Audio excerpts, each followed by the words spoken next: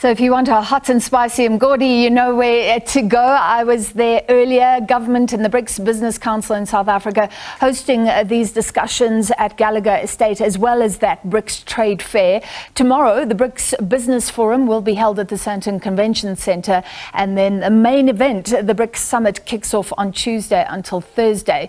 Now, one of the hardest tasks for current BRICS members, Brazil, Russia, India, China and South Africa, will be to pick new members.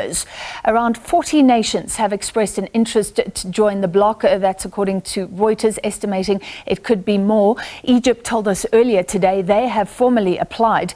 To discuss, we're joined by the acting director of the Institute for Pan-African Thought and Conversation at the University of Johannesburg, Siphamandla Zondi. Professor, thank you for being with us as always. Let's start with what BRICS is and means already. I mean, many have argued that these countries are so different economically and politically, to the extent that perhaps the only thing that binds them is some opposition to the West. What do you think? Yes. Good afternoon, and good afternoon to the viewers. Yes, indeed, it's a group of very diverse countries with many differences among themselves, many different patterns of development, patterns of political management, different levels of development, different levels of economy.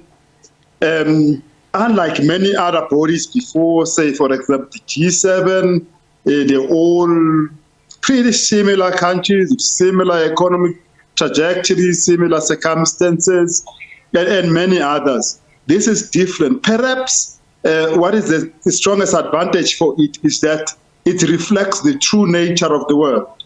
Not everyone in the world is a G7 type. Not everyone in the world is a China type. Not everyone in the world is perhaps an India type.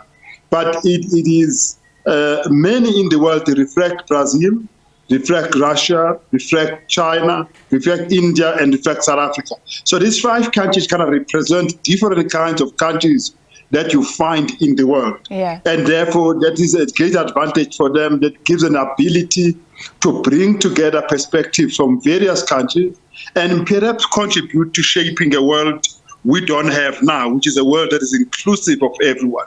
Even as they approach the expansion, it might be about deepening the diversity among them rather than simply replicating what they already have on the inside. So an expanded bloc, you think, could become even more representative and more of a global force.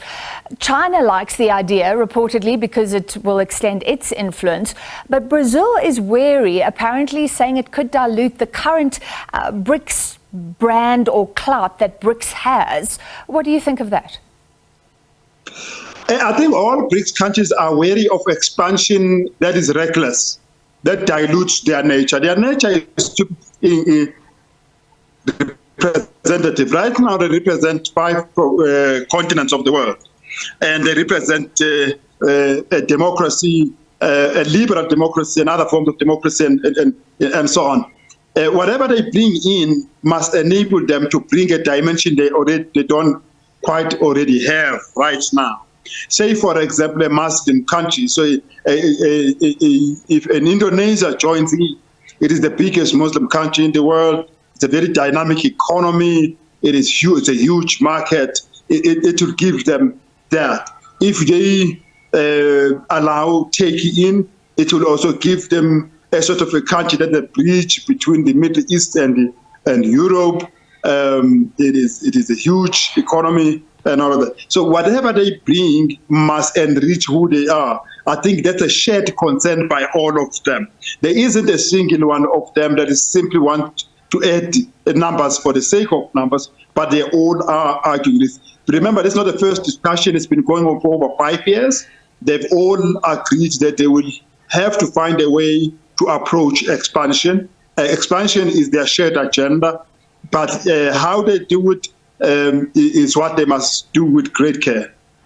Yeah, so we spoke to Egypt earlier today that has formally applied and said it was waiting to hear what the criteria would be. So you've thrown something out there, possibly representation. What other criteria could there be?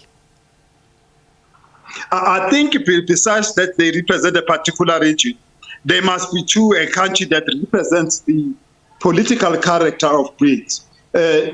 What these 5 countries share is a commitment to global change, a commitment to change the international system as designed after the Second World War to the advantage of a few countries. Secondly, the countries that join in must also be committed to the change of the economy, global economy, in significant ways, perhaps along the line of the 1974 New International Economic Order and all that. Thirdly, it must be countries that must be willing to invest in this change, perhaps by putting in huge capital into the new development bank, which is the BRICS Bank. I think they will also be looking at countries that are committed to the same idea of inclusive economy, sustainable development, digitally inclusive world, and all that. So they must have a shared perspective about what needs to happen to the world and what needs to happen to the global south, what should happen among them. And then it might make it easier for a country to join BRICS. A country that will be most difficult to join BRICS, the country that is too close to the counterpose of BRICS, which is maybe the G7, too close to the Western powers, because that would dilute the BRICS. The BRICS is an alternative to that to some extent.